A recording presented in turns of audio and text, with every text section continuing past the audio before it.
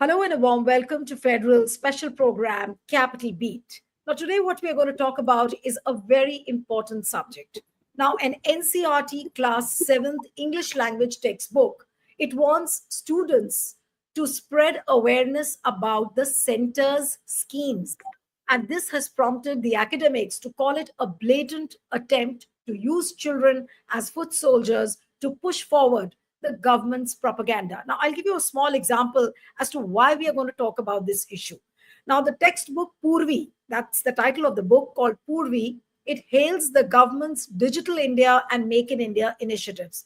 Now, in that book, there is a section about the book in which it has listed out several activities. Say, for example, let us listen, let us explore. And I'll just give you small examples that in let us explore, what is being discussed and what is being hailed about is the Beti Bachao, Beti Padhao, Balika Samriddhi Yojana, Samagra Shiksha Scheme, Kasturba Gandhi Balika Vidyalaya. So this is what is being talked about. Then another example I'll give you of a transcript for a listening activity for the story. There's a story called 3 Days to See, which talks about a conversation between a student and his mother. And the mother says that it's great to know that your school has facilities to address the needs of the visually impaired thanks to the Digital India initiative. Now the big question is that why should the mother thank the Digital India initiative? Then similarly, in another let us explore activity, the teacher plans a visit to a Gaushala so that the students can learn how the cows are looked after. Now, these are small examples which I have just spoken to you about, but why is there a brazen usage of the children, using them as foot soldiers for propagating a government agenda? Is this not a blatant advertisement? And why should the children and the parents be involved in it? Is this a dangerous precedent? We are going to talk about all this. Joining me now is a very special guest this evening, Professor Apoorvanand, columnist, author, and a professor at the Delhi University. Thank you, sir, so much for joining. And it's such an important issue, which I have not seen this story on the mainstream media, but it does connect with the future of the children, what they are doing at school, what kind of textbooks are being prescribed for them. How do you see this? And is this unprecedented? How the government is using children and using the textbooks for government propaganda? Is this something which we've not heard before at all? Yes, thank you, Nilu, for having me here. Yes, it's unprecedented and obnoxious for government to use textbooks textbooks as instruments for its propaganda.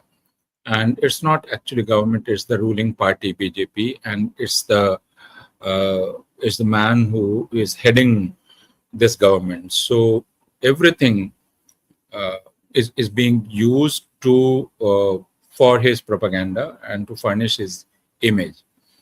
But this has never been done before.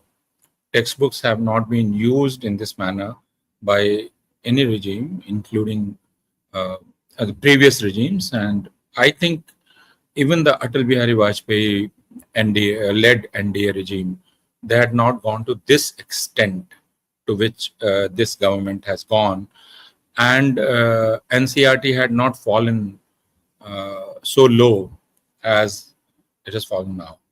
So yes, it's unprecedented to use textbooks to do propaganda for government and to use children and teachers to do that. But Professor, you were also part of that curriculum committee, which was designing the textbooks. You did have some reservations where Yogendra Yadav and Suhas Palashkar were also there, and they did offer, to resign. And they said that we won't be part of the committee because what you had prescribed as syllabus is not being followed. Now, what is really happening, and why is the government doing it? What is the logic behind doing that? Is it only to bring in that communal color, or is it something else? Is there a larger conspiracy to this? So first we need to understand what role textbooks play in the life of schools or the school-going children. We need to understand that in a country like India, where people don't have purchasing capacity, and majority of the children won't have any other book any book other than the textbook to read, to go through. So textbooks are expected to play a very significant role in the life of schools and children. So they are prepared like whole food. They have to give all kinds of nutrition to the children. And they are also treated as carriers of authoritative knowledge traditionally in the field of school education. Teachers use them as gospel truth. And therefore, textbooks are prepared with great care, not to let any prejudice, any bias enter, and to guard against that. And in 2005 and 6, when the new curriculum framework was being prepared, the principle was that we should not ask the children to believe in an authoritative truth, the truth that is being transferred through textbooks to the children via teachers. So teachers are not carriers and textbooks are not carriers. Textbooks should be used to arouse the curiosity of children, to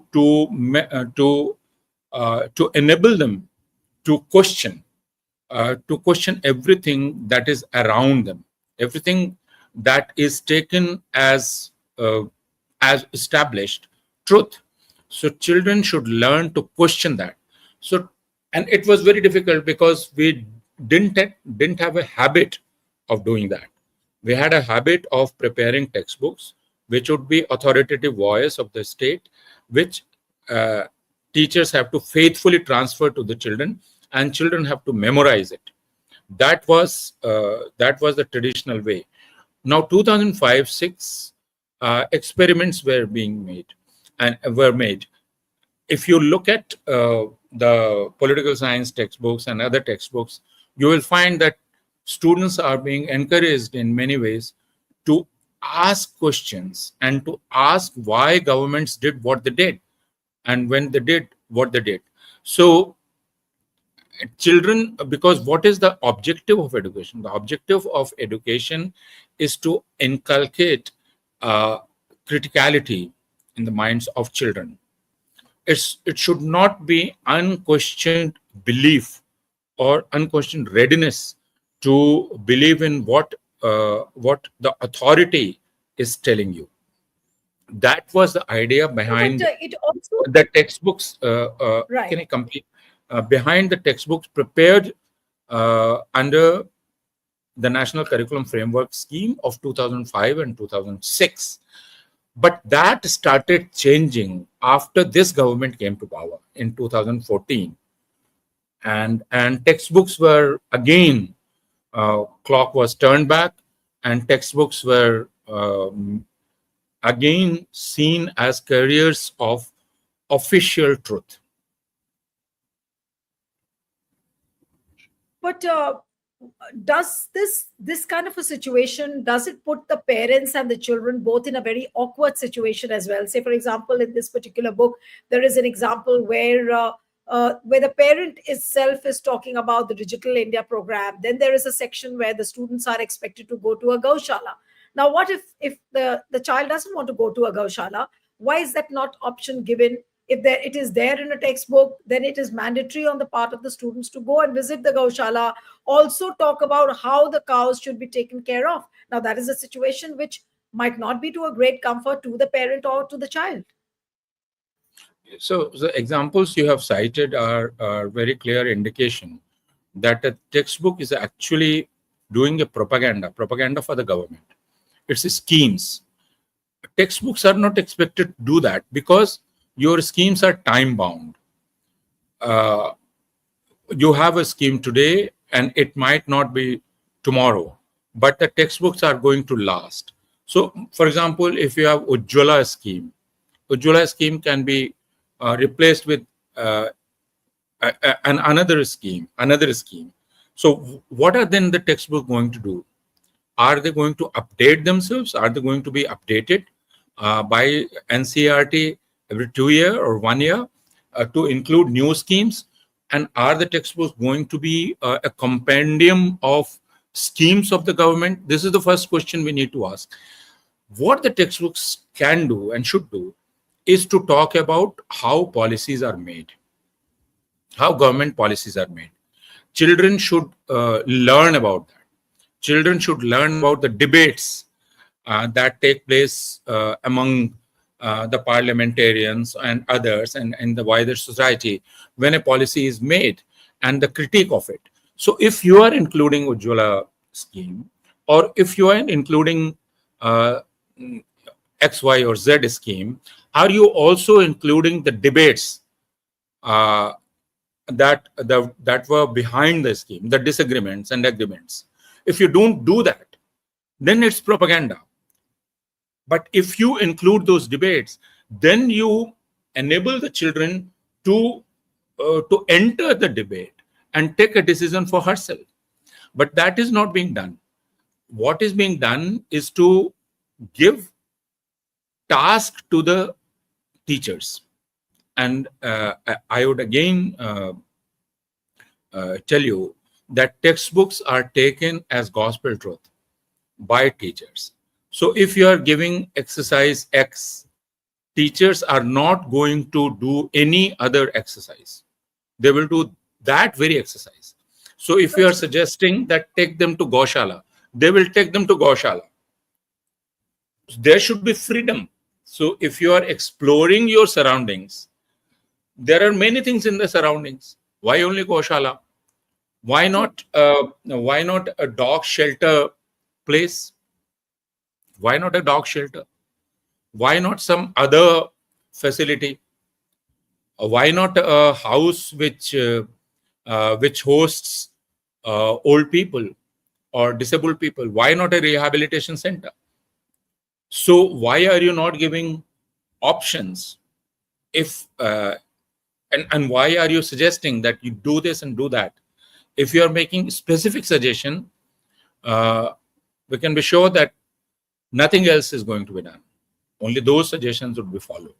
And this is again, if you look at the examples that you have cited, they form a pattern, and the pattern again follows the ideology of the ruling party, BJP.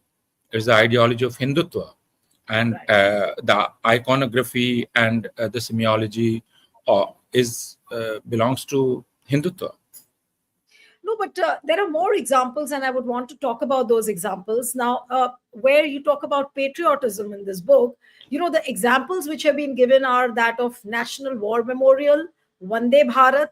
Now, if you give a notion of patriotism through symbols like these, now what happens then? What happens to the children? And of course, this looks like an uncritical notion of patriotism, where children again won't question the teacher, won't ask questions, and they will simply just swallow whatever is given to them. What about these examples which are given, like the National War Memorial and Vande Bharat? They're self-explanatory. We need not discuss what they mean, because if you say patriotism, and then if you ask the children to go to war memorial, you are connecting patriotism to war memorial. But patriotism can be other things. For example, a farmer doing farming is a patriot. A laborer is a patriot because he is doing his job. It's patriotism. So why only war? Why not these activities?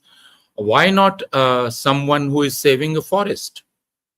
Why not the organization and people who were fighting? So why don't you cite the example of struggle against deforestation and cutting down of forest in Array in Mumbai, or in Jaipur, where our friends are fighting a valiant battle to save a forest? So why not those examples? And why only this? Because when we save forest, when we save rivers, when we save our hills, we save this country, we save this land. That is what we do. So why not use those examples? Why not use the example of the struggle in Hasdev and in Chhattisgarh of the tribals who are fighting to save the jungle, the trees? Why not those examples? So these are the questions we need to ask as parents, as teachers, as citizens, but we don't do it. So it's very clear that the government is trying to push its own brand of patriotism or its own brand of nationalism, which again is based on a particular notion of development. Because this development, you can't talk about patriotism without development, and that is why they have to give this awkward or bizarre example of Vande Bharat. So how does Vande Bharat symbolize patriotism? Can someone tell us, enlighten us? How is Vande Bharat a symbol of patriotism? What I'm worried about, Professor Apoorvanand, is that what does it do? I mean, these kind of textbooks, what do they do to the pedagogy? What happens to the learning objectives? Is this a deliberate shift which the government is trying to bring in? And this could be dangerous, this could not be dangerous, but how would you view this? This kind of a shift which we see in the education system, especially at the school level, what does it do to the minds of the children and to the parents? I had told you right in the beginning that in 2005 and 6, a breakthrough was made.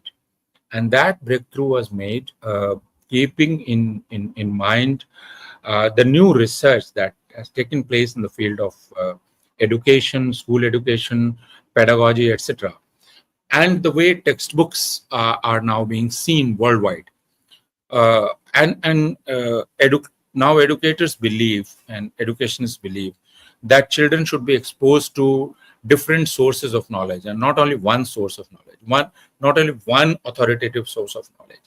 So children should be encouraged to access different sources, not only one authoritative source.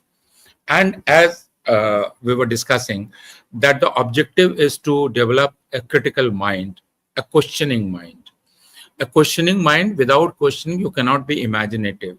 So you have to develop and evolve your own imagination and learn to ask questions. That is the objective of education, school education or college education or university education. But when you make nationalism or Indianness, achieving Indianness or achieving nationalism or achieving patriotism, the objective of education, then you do these kinds of things, what you're doing. We have seen in the history in 20th century, we have seen Stalinist Russia. We have seen the China of Cultural Revolution. And we have seen other countries where they have put the official truth as the only thing children should be allowed to be exposed to. And that has led to a very, I would say, distorted growth of society where people cannot think on their own. That ability goes. And it takes a lot of time and a lot of struggle to regain that ability to think on your own, which is the basis of democracy. Because in democracy, you are asked to think on your own. You are asked to develop your own individuality. And school education should be designed to do that. And that was the idea when we started framing the National Curriculum Framework of 2005 and 6. And so if you look at the textbook of political science and other textbooks, you will see that there is a section and chapter on emergency. Now, mind you, these were textbooks prepared when Congress was leading the UPA government. But there is a section on emergency. Critical questions are being asked. There is a section on 1984. Critical questions are being asked. And students are being encouraged to ask questions, to read them. There is no effort to hide that. And that is what textbooks need to be. But unfortunately, now what we see is an attempt to create a mass of obedient citizens who will follow only one authoritative voice. And that voice will come through textbooks, that voice will come through cinema, television, other kinds of media, other forms of media, books, etc. That is very unfortunate, very sad for the school-going children of our times. But Professor, is there a scope of improving the things from here on, or you feel that the damage has already been done? Now there's no way out. How do you overhaul the system again so that you start developing the critical thinking in the children, critical thinking in the parents, and how do you do that at this point of time? It cannot happen if this regime remains in place. First, the regime has to go, because all institutions now, NCERT, it's a government body, but it's under no compulsion to do what it's doing. It can exercise its autonomy, but it has handed over its autonomy to the government, and it's acting as a mouthpiece of the government or the ruling party. So unless this regime goes, we cannot expect a change, because you see, it's again, we need to understand that NCERT is a body which prepares textbooks, but these textbooks are not mandatory.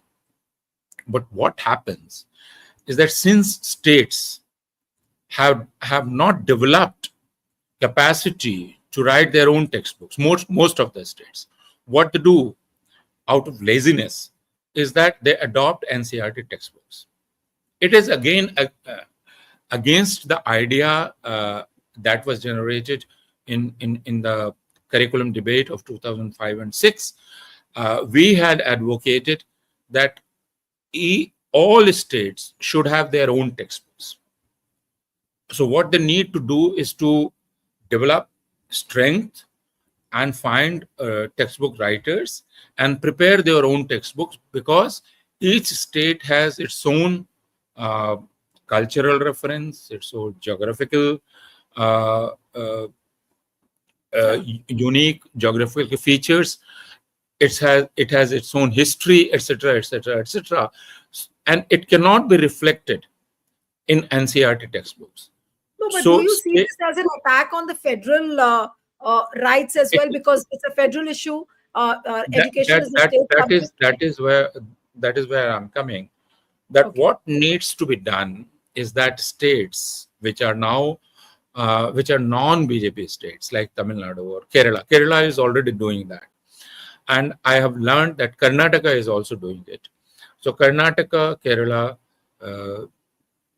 Telangana, Tamil Nadu, these states, and West Bengal, these states need to develop their own textbooks. The spirit should be the spirit of 2005 and 6 National Curriculum Framework, but they can develop their own curriculum framework and frame their own textbooks. That autonomy they still have, and they should exercise that autonomy.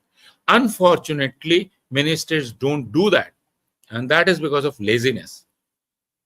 They don't develop this strength, and they lazily follow the NCERT textbook. But here is an opportunity. Tamil Nadu can show the way, Kerala can show the way, West Bengal can show the way, Punjab can show the way. Punjab has Aam Aadmi Party government. So let's see what they are doing. Let's see if it's not mandatory. It's not mandatory on the part of the states to accept the NCERT textbooks. They can easily reject it as well. It's not mandatory at all. CBSE schools use it. Now, CBSE exercises a disproportionate influence on Indian education system. Yeah. The number of schools CBSE has and the number of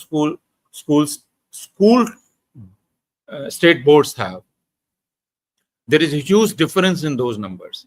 But CBSE, despite the small number of schools, exercises disproportionate power and influence, because these entrance exams, NEET and other exams, all these exams are designed keeping in mind the CBSE curriculum.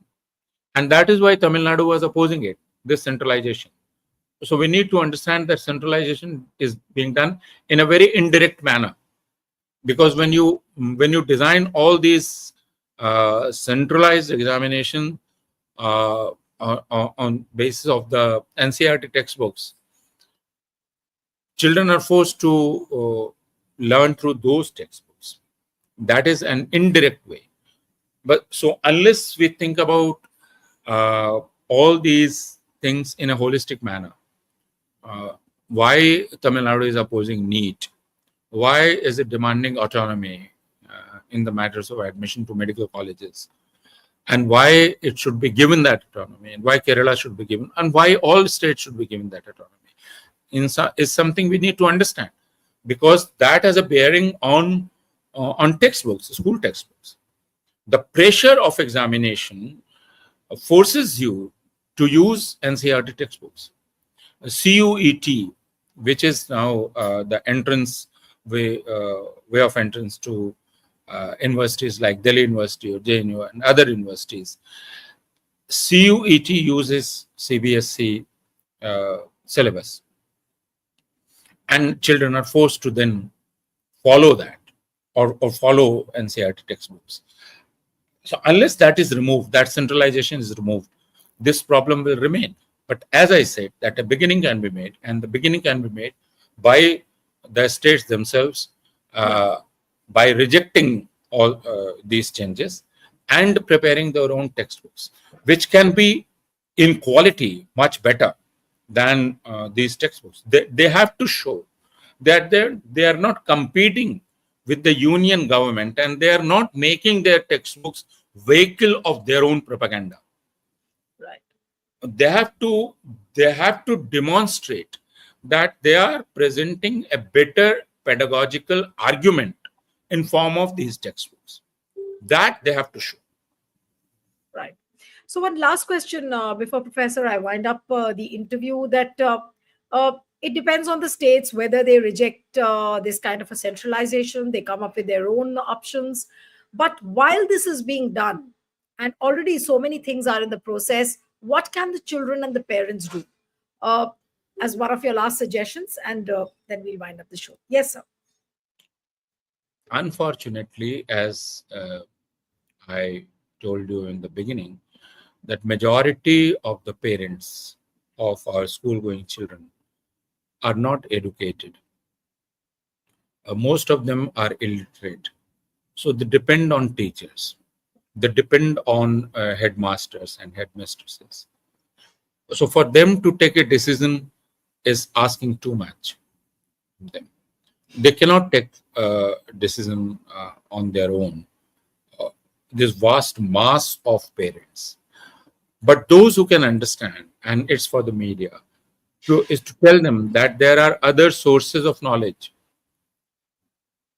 Please access those sources, and don't allow your children to be carrier of government propaganda. Your children deserve better, and you should give to your children or make available to your children what they deserve.